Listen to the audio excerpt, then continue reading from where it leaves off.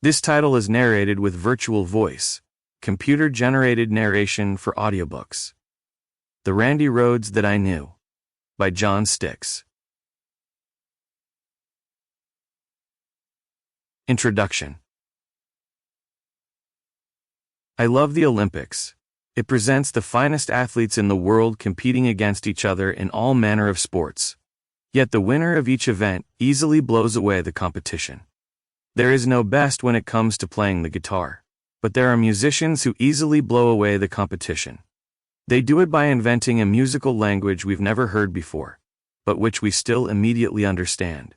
They do it by stretching their imagination and inviting us along for the journey. They do it with playing that touches our hearts with emotions that words fail to express. And they do all of these things with the natural ease of expression, like water flowing downstream. My list of such guitar players includes Jimi Hendrix, Jeff Beck, Jimmy Page, Eddie Van Halen, and Randy Rhoads. I am one of the lucky ones to have spent time speaking with Randy Rhoads about his journey, developing his musical language, and his pursuit to touch our hearts. What made Randy so special as a player was that while his natural gifts were boundless, his desire to improve brought him to constantly study the instrument. You know the kid in school who never touches a book and gets straight A's?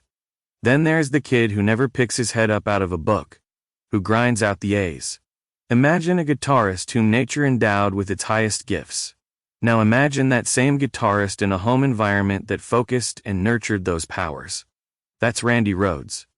So what was extraordinary for us was all that Randy had ever known. His family, particularly his mother, recognized his musical gifts early on and supported and pushed him to explore and excel. Let's face it, Dolores Rhoads made Randy join Ozzy. Randy didn't want to go, but Ozzy had the knowledge and experience to nurture Randy as well, and the seeds of what the two of them planted became the landmark albums Blizzard of Oz and Diary of a Madman. Of course, there were other voices heard along the way. There was Kelly Garney, Randy's childhood best friend and first bandmate; Kevin Dubrow, the voice and drive of Quiet Riot; Rudy Sarzo, Randy's buddy from Quiet Riot, whom he brought along to join Ozzy; and his brother and sister, Kel and Kathy, who shared his earliest musical journeys. Beyond any musical powers he possessed, Randy was a kind person, and always considered himself and carried himself as anything but a rock star. I hope the Randy Rhoads That I Knew, stories from bandmates, family and friends, offers you some insight into one of the greatest guitarists the world has known. And, as Randy would have wanted it, leaves you inspired to become an even better player yourself. Be good. John Stix. Early guitar days before Quiet Riot. In our living room, my mom's father had an old Gibson Navy guitar that was sitting up in the corner. And my first memories of Randy were picking that guitar up, laying it down on its back on the floor and trying to pick at it, playing that way. And one of the first songs he ever played on it was Louie, Louie. And that was the beginning of Randy playing guitar. Shortly thereafter, he and I started taking lessons at my mom's school. We both started on acoustic, but Randy quickly went into electric guitar. He was 7, I was 9.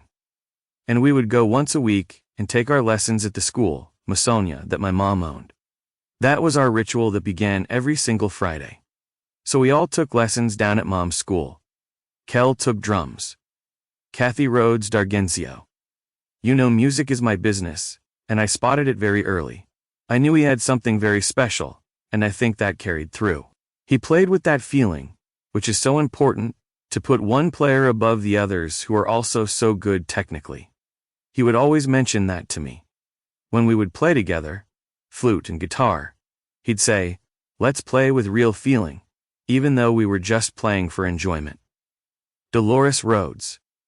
Music was the main focus. He played sports in junior high school, and that just wasn't his cup of tea. He wanted to get home and practice, and get to his music. That really was his life. He was so dedicated to the guitar. I've taught for many, many years and I've never seen anyone so dedicated. Dolores Rhoads. I started my daughter and Randy at the same time.